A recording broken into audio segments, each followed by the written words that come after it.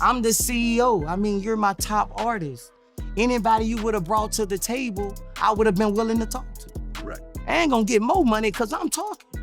But to X me out, you know, it doesn't go like that, bro, you know?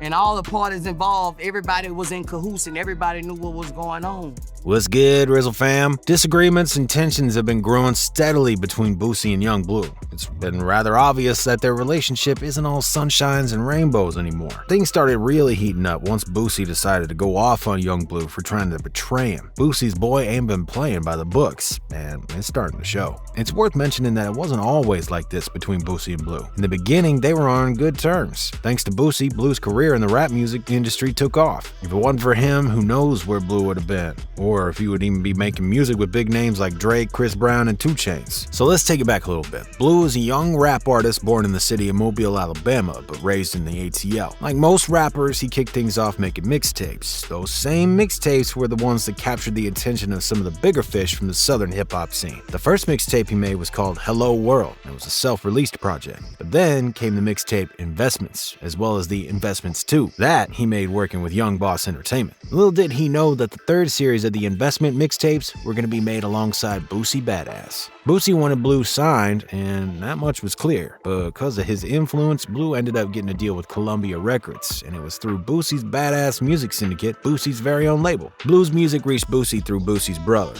who received an email from Bleu himself. He sent him one of his joints, and the rest was total history. News spread pretty quick, and before you knew it, Boosie took Bleu in as a student. Bleu never did hide the fact that he accepted Boosie to be his mentor. On the contrary, he had only good things to say about the man. Just listen to some of the things he had to say in this one interview. Me and Boosie clicked right away as far as like just both being from the South. He always used to come to Mobile, and everybody loved him in my city, for real. He's like the real hood legend in my city, so it was just natural that I always with him. He already knew where I was from, so he was familiar with us. We clicked good right away. Moreover, Boosie served as an example to the up-and-coming Bleu. Their relationship revolved around more than just music. Some of the things that Bleu saw Boosie do kind of motivated him to make more tracks and perfect his craft. He said, I learned a lot of the stuff that I do right now as far as just based on what I saw him do, like building his estate and like that. He used to take me over to his house when it was getting built, and when I saw Boosie had a big-ass basketball court, NBA style, I'm like, I'm gonna go get me an NBA-sized basketball court. I saw that he had a big-ass pool and I wanted the same thing. But the relationship between Boosie and Bleu, once found on mutual respect and appreciation, it didn't last too long. Not to say that they don't see eye to eye right now or that they're beefing, but they're not on the same buddy terms, to say the least. And here's why. Truth be told, it was kind of Bleu's fault that things started falling apart. It all came from Bleu's decision to play a dangerous game with a number of record labels. He started flirting with another label when he shouldn't have, and that's what got him in trouble. The confusion kicked off once Yung Bleu got involved publicly with Meek Mill's Dream Chasers records. They were supposed to manage him while he was still signed to Boosie's label, which in itself isn't a problem. What was confusing in the fact that a lot of headlines in the YT videos made it look like he signed with Dream Chasers for real. Yung Bleu did clarify things online pretty quick, but the fact that he was involved in other people was already a bit sus. He said in one text message exchange, yeah, I'm still signed to Boosie, never signed to Meek. He manages me. The only thing different is I own my masters now. Yung Bleu went independent since he didn't want to be signed for Columbia anymore. That implies that he was leaving Boosie's label. Boosie knew about everything that was taking place, and he understood Bleu's decision. However, Boosie wanted his cut from the profits, and Bleu promised he'd get it. He linked up with Meek because he wanted his management. Bleu thought that'd be a good move for his future in the music industry, and he's kinda right. Before you knew it, Yung Bleu signed with the record label Empire. Now, the contract with Empire wasn't a typical one, since Bleu still had rights to his masters, but this move already started swaying him away from Boosie. Interestingly enough,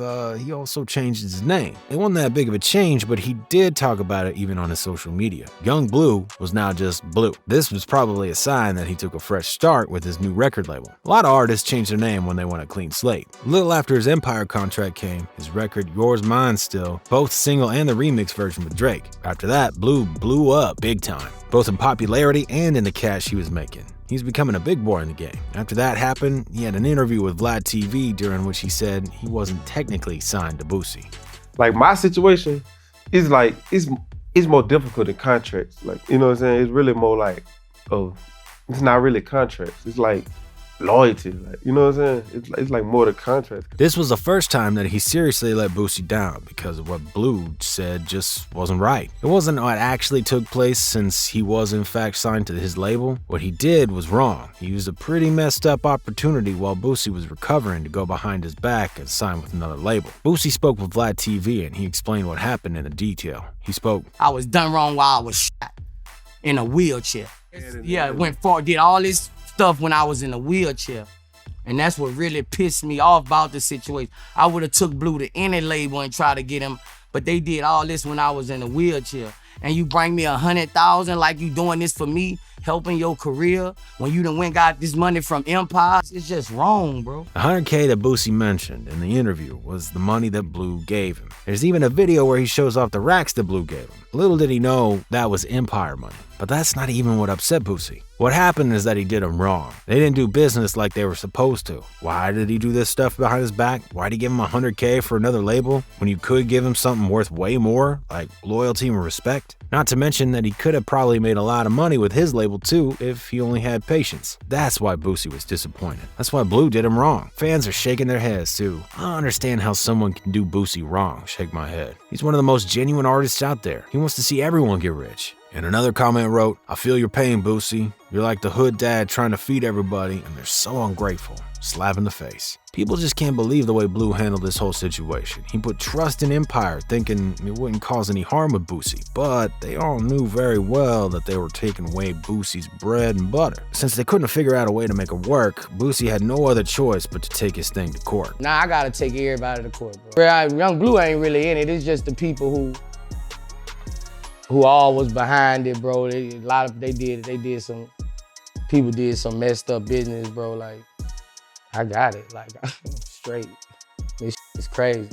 Boosie was pretty honest about everything he felt, like he usually is. Plus, he clearly said he's not vindictive toward Bleu or anything. He knows that other people dipped their fingers in this deal, and that it's others who probably had more to do with Boosie being screwed over than Bleu. Boosie has experience in the music business, and he knows how things go. A lot of labels won't hesitate to use an opportunity when they see one, but since it's illegal to do that kind of stuff, Boosie just didn't want to make his life more difficult than it should be. The courts will take care of business from here on. And we gotta wait to see what's gonna happen in the end. Big move by Boosie giving Bleu his respect. Even though he did go out on him, it doesn't feel like he's only angry with him. He knows that there were others who probably got to Bleu's head and messed up his thinking. Fame and fortune be like that sometimes, man. But what do y'all's take on this? How do you feel Bleu played out his cards? Was he too selfish for what he did? Let us know what you think down below in the comments section. If you enjoyed this video, make sure to check this next one out. And as always, remember to keep it RIZZLE.